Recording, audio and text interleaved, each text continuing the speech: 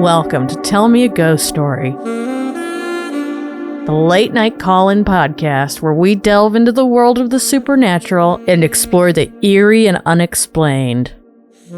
I'm your host, Michelle Newman. This podcast features true stories from our callers that will send shivers down your spine and leave you questioning the existence of the afterlife.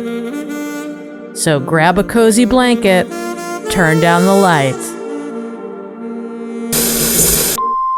Hi, Michelle. This is Larissa from Texas. I really love your show and enjoy it very much. I just wanted to tell you about the time that I was an investigator at a medical examiner office. And there'll be different times that we would intake bodies because families either didn't have a funeral home picked out, or we were just holding it for autopsy.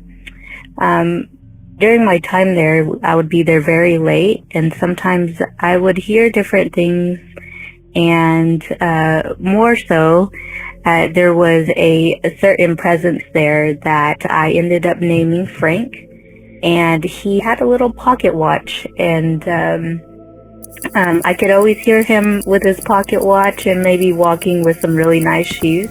You know, usually when somebody's walking with some dress shoes, you can hear it against the floor. So sometimes I would tell Frank, hey, you know, probably not tonight, sir. And so then he would leave. I've never had a scary encounter with Frank. He was just kind of hanging around. But my coworker sure did have a story for me one of the nights that he was there on call. And he had said that he was doing his report and that he heard the pocket watch open, but it wasn't in the hallway where Frank usually roams. It was around his desk, and the way it was set up, we had different cubicles. And so it was right in front of another, and then right behind our cubicles, there was enough space for us to walk around, but that's where all the wires and all the connections were. And so he heard the pocket watch right by his cubicle, and he decided that he's going to clock out and leave for the night. So that's our story of Frank. I'll call in with more stories later. Thank you.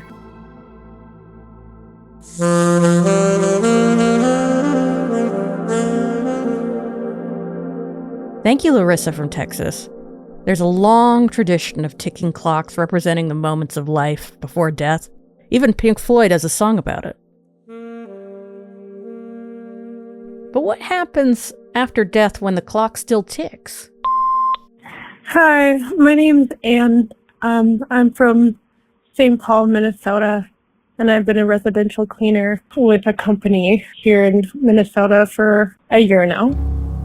And I've always kind of heard stuff growing up as a kid, but, you know, I always kind of like put it behind me and never really paid attention to it. And now that I'm a maid and I get left alone in people's homes a lot, I hear things. And today, while I was cleaning someone's house, I was scrubbing the cabinets particularly hard. This woman has a cat, and the cat is in dialysis.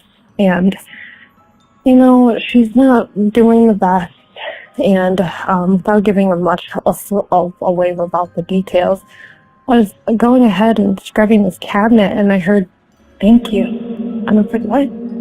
And I was left alone. But, yeah, this is not the only time I have felt like I've been being watched, aside from knowing there's probably cameras in that home. I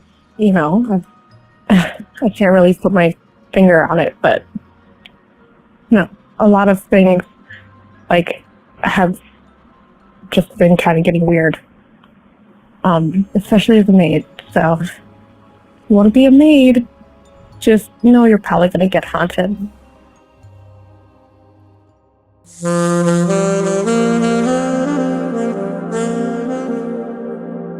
Thank you, Anne from St. Paul, Minnesota. If you want to be a maid, just know you're probably going to get haunted, is one of the more practical pieces of paranormal advice the show has ever received.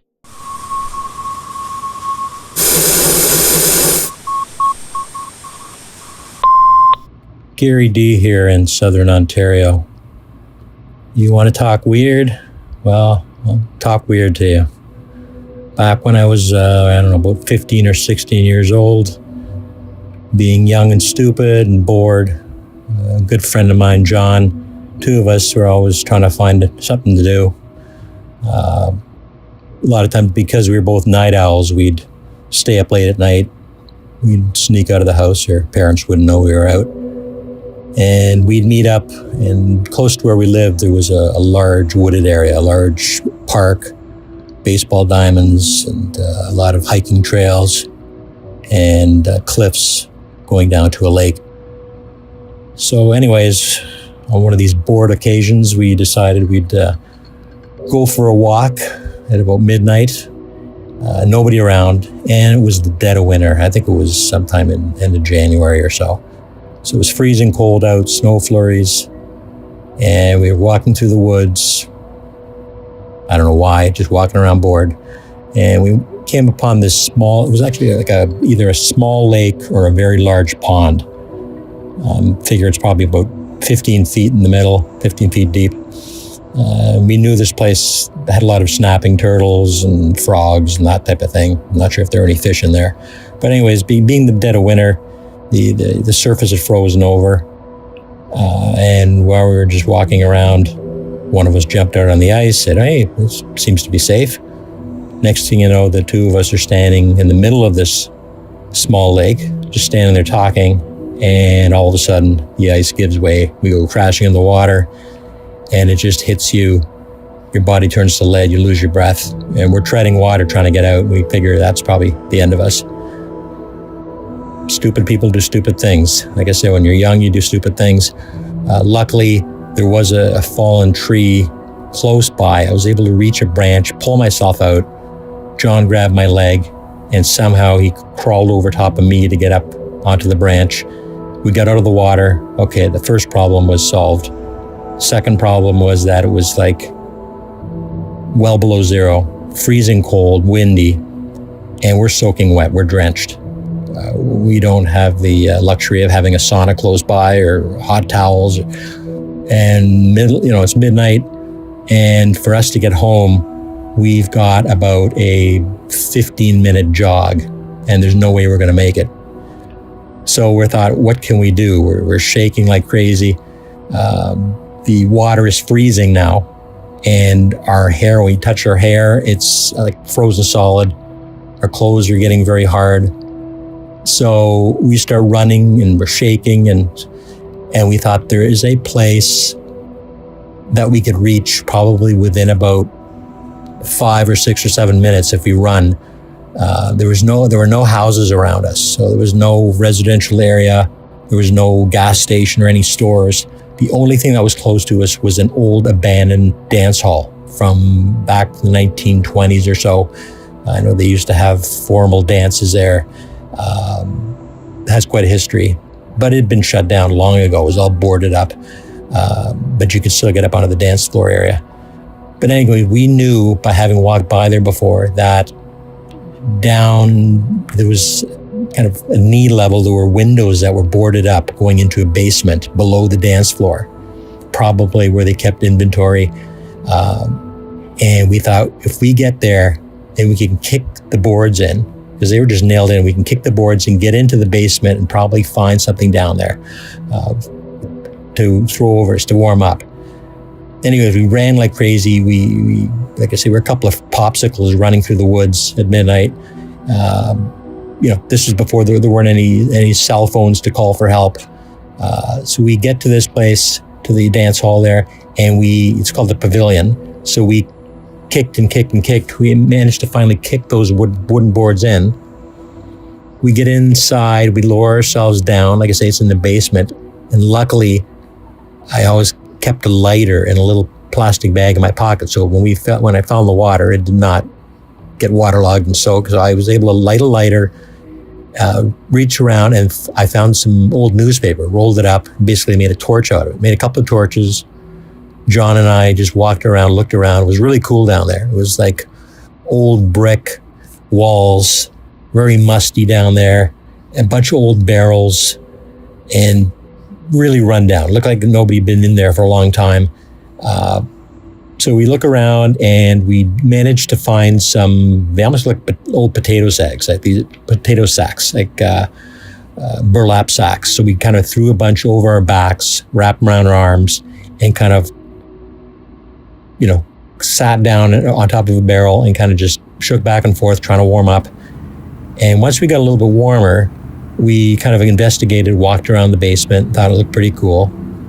And yet figured, being by now, it's probably, 12:30 at night. And we hear nothing but the howling wind from that window we broke in. And you can hear the wind howling, dead silent, just our voices and us breathing heavily.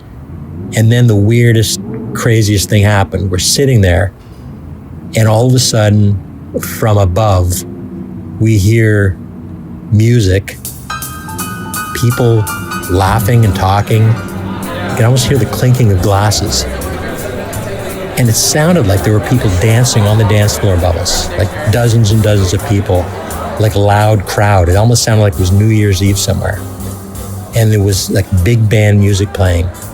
You could hear the horn section and just a big boisterous crowd. And we're thinking, what the hell is going on? It's not like just one of us heard it and we're having a mental break or something. We were both listening to it. Do you hear that? Yeah, I hear that. And then we hear somebody with a microphone talking to the crowd, and they're all clapping and cheering. And then another song starts, and then the dancing starts again. So this is going for a few minutes. And then suddenly it just stops. Dead silence again. And all you hear is the wind blowing, us breathing. And we can look at each other and say, did that really happen just now? So we went around just kind of looking the basement some more, bored. And then another weird thing that we found down there, amongst all the barrels, we found a huge pile of, we found out, at first we couldn't figure out what it was, but we thought it was straw or something, but it was long, what we believed to be was human hair, like long curly hair, brown hair, a huge pile of it that could have easily filled a couple of pillows, just laying there between the barrels. No blood or scalp or anything like that, but it was just weird. Why would there be like a woman's hair or several women's hair and laying in a big pile there? So while we're there talking about it, trying to figure out what happened here, suddenly that music and dancing starts again up above us. So we're kind of looking at each other, eyebrows raised, going, holy crap, like what's going on up there? There's no way there can actually be people up there dancing and talking and drinking. It's like close to 1 o'clock in the morning and it's pitch dark, so there's nobody out there. So we hear it again, same thing, the music, trumpets, the laughing, the clinking of glasses, and then somebody's yelling. And so we said, okay, let's, do we climb out the window, try to go up there and see what's going on? But then we saw an old wooden staircase going up from the basement, going up towards the floor of the dance floor. But we went up it and we banged on it, hoping somebody would open it. Nothing. And we noticed there was a big chain and padlock on it. So there was somebody walking. We could hear the creaking of the floorboards. We heard heavy shoes. We heard the dancing. And we started yelling and yelling. Nothing. And again, just, suddenly it's just stops. Just stop the presses. It goes from a loud, boisterous crowd dancing and music. It's like someone suddenly just presses a button and it just stops. And then silence again. And again, we look at each other and say, this is really freaky, man. Like, what is going on? And then we kind of warmed up enough so that we could, get home and hope that our parents didn't get up to check in our beds to see if we were there or not and call the police. But we crawled back out. We went up, looked at the dance floor area, which was right above us. We went up the little stairs on the outside. It was just pitch dark. It was just deserted. It was dirty. There was nothing there. There were no people. There was no band. There was there wasn't anything. It was just like a deserted dance floor with the wind howling through it with some snow laying on the floor. So we just kind of look at each other we book it back home. And luckily our parents didn't find out that we'd gone over there and what had happened. They never found out that we fell through the ice, first of all, and almost died. And then we never told them about what happened with us breaking into that building, which could have gotten us into trouble. But what we did do is, I can't remember if it was the next day or a few days later, we went in the middle of the day. We went back to that pavilion to check it out. And we noticed that probably the park authorities or somebody had come along, put up new boards and screwed them in this time. So extra layers of wood, lots of screws, so there would be no way anybody could break in. And again, we looked up at the dance floor and it had a heavy layer of not dust, but it's like a filth. It hadn't been walked on or danced on in a long time. So again, we discussed it many times over the years, just saying, remember that freaky thing that happened? We knew, we joked around saying, what could it have been? Why did we hear that? Was it kind of a, did we go back in time somehow? We'd go into some invisible time machine. And we thought, well, maybe when we fell through the ice and both of us were just, close to death, maybe we were in the early stages of hypothermia or something and our brains were going to mush and we're losing it. But how would the two of us both have the exact same thing happen to us at the same time and hear the same thing? But that's my story. Haven't had anything quite like that happen since then. But it was scary at the time, but really cool to think about now. Thanks for listening. Take care.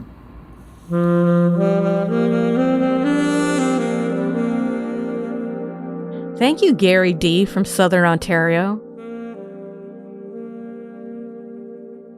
Residual haunting is the specific category of paranormal phenomenon that best fits what Gary and John heard. Unlike an intelligent haunting, where a presence is aware and responsive to the living, a residual haunting is more like a recording. The same event playing in the same place at the same or similar conditions triggered by something in the environment. Gary raises the hypothermia explanation himself. Cold exposure does cause auditory hallucinations as the brain begins to prioritize survival functions.